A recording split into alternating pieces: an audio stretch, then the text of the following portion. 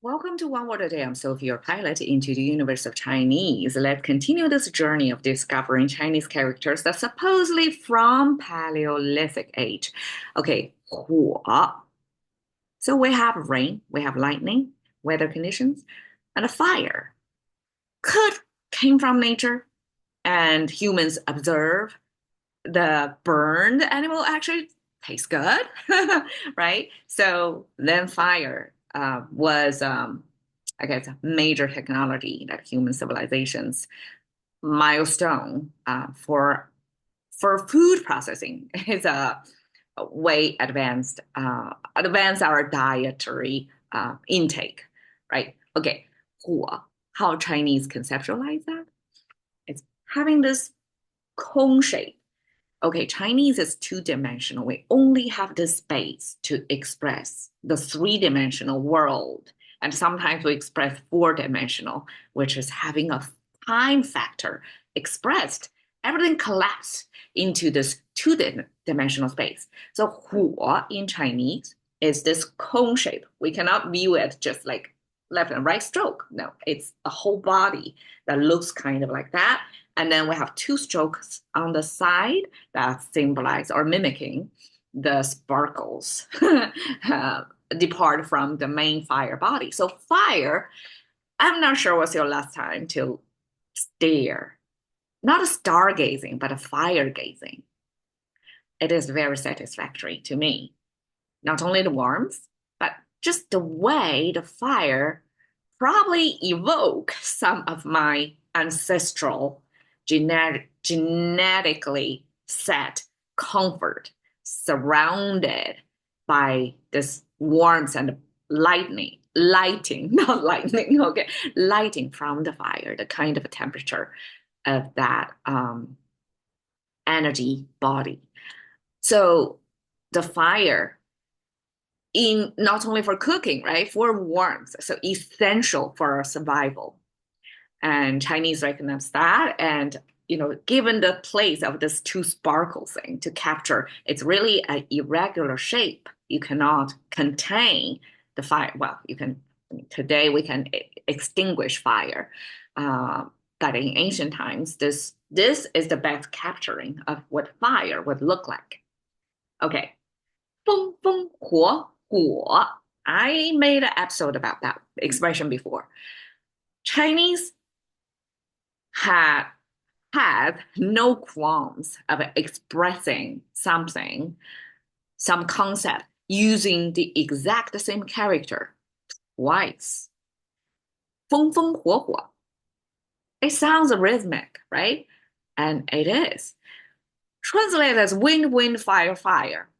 To an English ear, this would sound redundancy, right? This is like the first English grammatical mistake, redundancy. Why you need to say wind twice or fire twice? We get it the first time. But Chinese don't have such rule. In fact, we're using the repetition to express something. Because it's doubled, right? Not only the quantity goes up, but it gives you a kind of a rhythm to it, the pacing to it. 风风火火. Okay, simply by seeing, okay, we put double wind, double fire next to each other. What would you imagine? Okay, it would be a very hard day for firefighters when you have the fire under the wind and everything is doubled. This multiplier effect of when it's a windy day, the fire is going to be hard to contain, right? To contemporary living, non-contained fire was a threat to our existence. But in ancient times, probably that kind of an observation, when we have double wind, double fire, 风风火火, was also having this uncontained energy, that sense in it. And eventually, this 风风火火actually was used to describe human behavior. That's you have double wind and double fire. Simply in English would be you're so pumped to do something. And English use pumped as if you're inflated, right? By your motivation that you're puffed up. You're so ready to rush out to do something. But Chinese don't use this inflating, pumping imagery. We use wind, wind, fire, fire. Because, okay, in terms of energy burning, fire is the result of burning, right? It emit the energy. But the wind, oxygen is the one of the sources to make the fire bigger, right? So by putting these and double those, we give you the sense of it's you have the condition, external condition, you have the oxygen, and you have the fire burning to symbolize a person's readiness and highly pumped, right? English to do motivated to do something. You have the energy, you have the resource, you have the motivation to do something. 风风火火. And that could be not just one individual person, could be a group of people who are 风风火火, like especially like entrepreneurship. We can use that as somebody who's so motivated to do something that you double the wind, double the fire, to burn it. Okay. 热火朝天 is another way we use fire and we use hot fire to mean that you're really in something. Well, I guess in contemporary expression would be the flow, in the flow. In the flow is kind of a windy or aerodynamic feel, but 热火朝天 is a Chinese expression to express how much you're in it, as if you're burning fire hot. And 朝天, facing the sky, that gives you the sense of this is not contained either. This fire is directly facing the sky.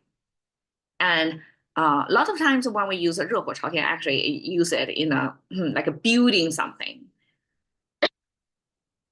China miracle in the past few decades. Mostly is about construction speed, right? We build a bridge like in single digit or double digit days versus in the West when things are already done and the fundings, the red tapes and all that, everything takes so long, right? That's a common example used in how construction-wise, the efficiency in China. So that 热火朝天 can be totally used to describe construction or building something. It involves a community, right? Or, enterprise to come together to build something.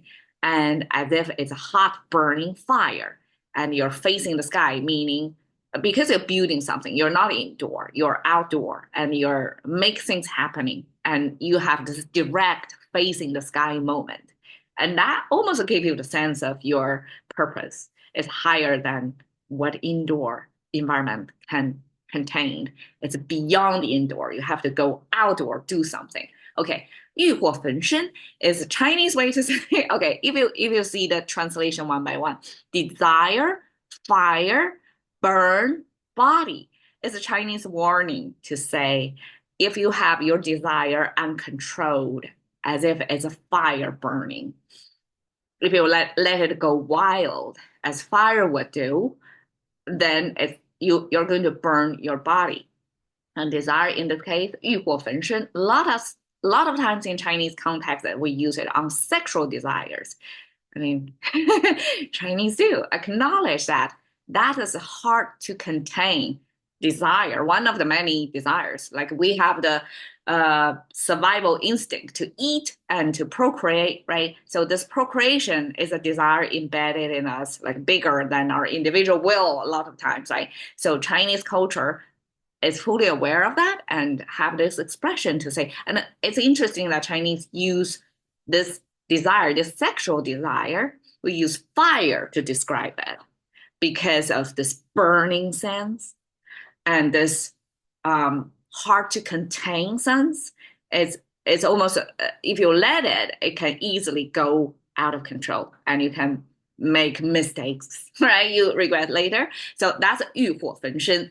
And so there we go. And I'm glad, I really enjoy this fire picture that is burning. And you can see the main body is kind of a cone shape, right? And have sparkles. all over it. And Chinese, of course, like we use two to make it look like symmetrical, but it's really the real world is way more complicated than the abstraction. But I think Chinese abstract fire in an elegant, simple enough, but gives you the sense of what that is. All right, there you go. Hope you enjoy it. See you tomorrow.